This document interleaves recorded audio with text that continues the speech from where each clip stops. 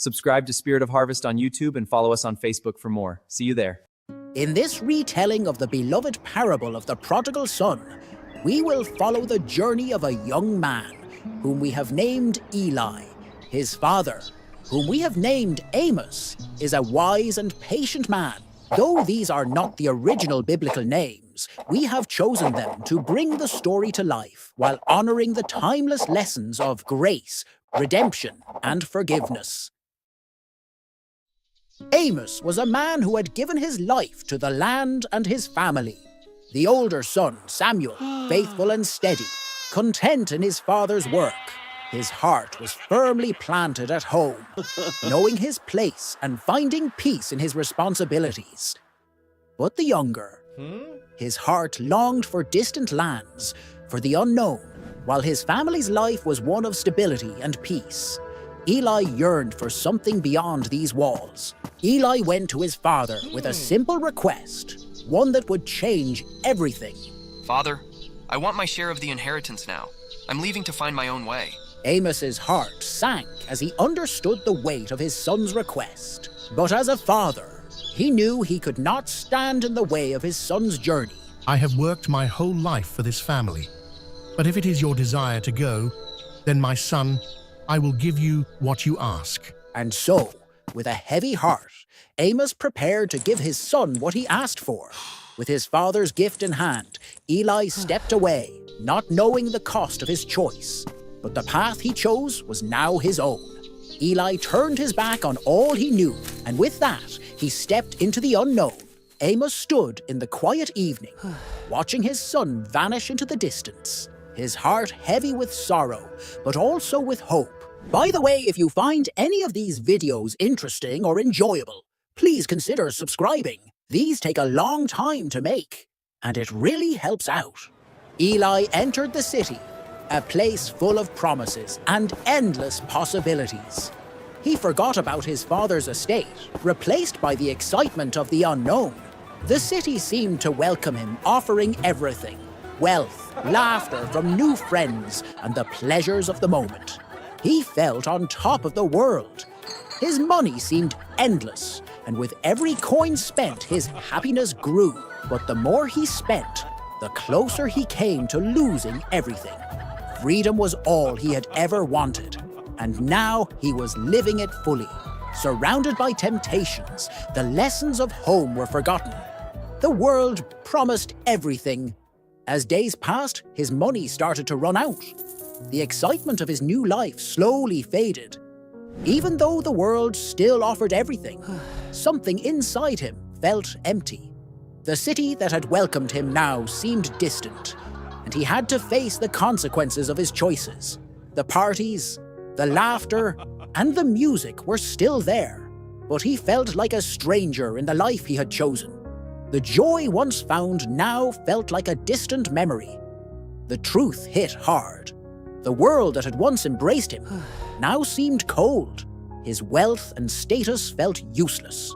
The freedom he had longed for had come at a cost, and he was left to reflect on the choices that led him here. One by one, his riches slipped away. The people who had once surrounded him disappeared, leaving nothing but regret. With no money left, the world he had once loved now seemed like a memory. The joy and wealth were gone. Now, only emptiness remained. Eli wandered the streets. The city that had once welcomed him now felt cold. He was hungry and tired. The pig's food, once something he would never have touched, now seemed like a lifeline. Then, in his despair, a thought hit him. What if he went back home? What if there was still a way back? He thought about his father's house. The servants there had plenty to eat, far more than he had now. Eli's path was uncertain, but his heart knew it was the right one.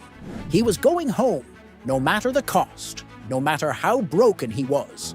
He would return to his father. Amos stood at the edge of his estate, his heart aching with longing. He had been waiting, watching, praying, hoping for his son's return. And in the quiet of the evening, he saw something in the distance. His heart raced. There on the horizon was Eli. A flood of emotions hit him: relief, joy, and overwhelming love. Without thinking, Amos ran. His legs moved faster than he could understand, driven by love that had never faded. When they finally met, everything else seemed to stop. My son. Eli was speechless, overwhelmed by the love his father showed. In that moment, all the years of separation, pain, and shame faded away. He was home, but Eli, still feeling guilty, pulled back for a moment. His eyes were filled with regret, and his heart was torn. Father, I have sinned against heaven and against you.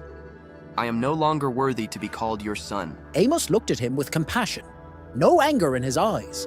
You are my son, and you are lost no more. Without hesitation, Amos ordered the best robe and the family ring to be brought. The feast was to begin. This was a day to celebrate, for the son who was lost had been found.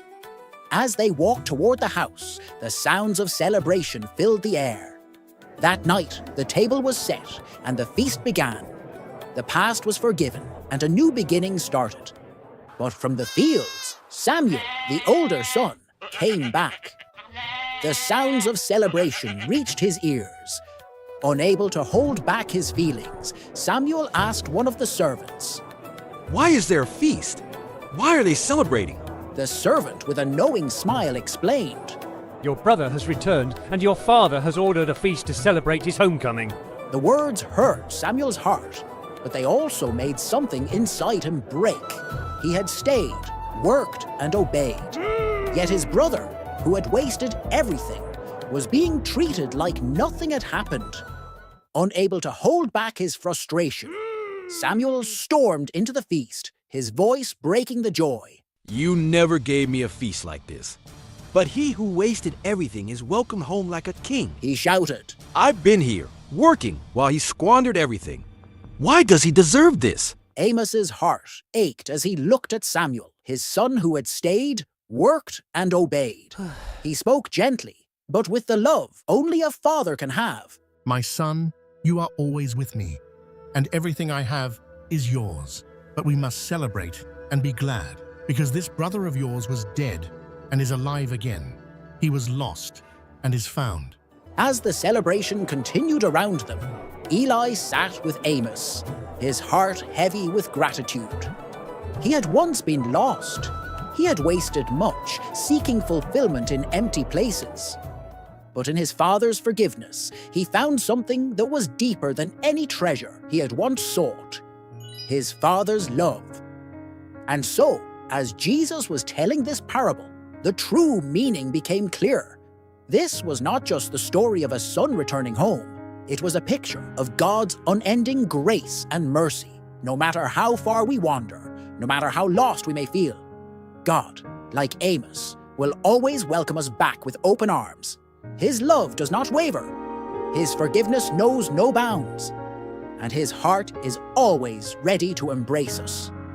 And just like that, we are reminded that no matter how far we fall, no matter how broken we may feel, God's love is always there, waiting, patient, and ever present.